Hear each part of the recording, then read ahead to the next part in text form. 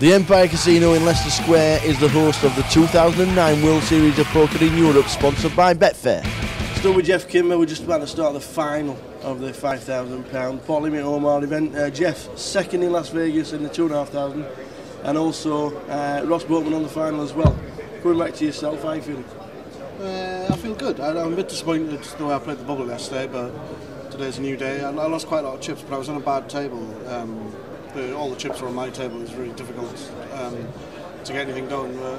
I've still got a playable stack.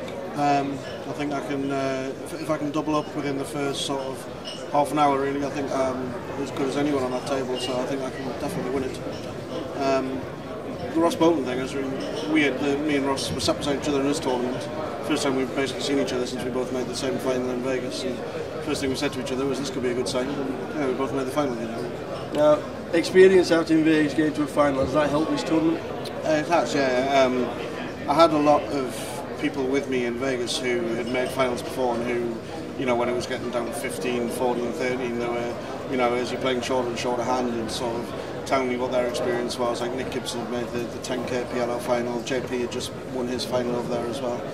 Praz was there, and that kind of thing. I didn't really. A few of them have been here this week, but I don't really need that this week. And there's a lot of younger players on that table.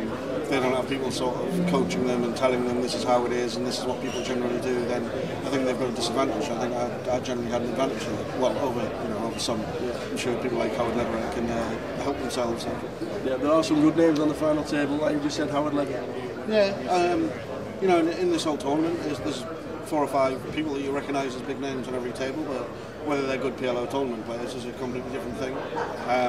The only one I played with who was really difficult to play against was Durr, but he's just so super aggressive that he's going to get caught at some point. He got caught a couple of times, and the only pots I played with him, I think I came out on top.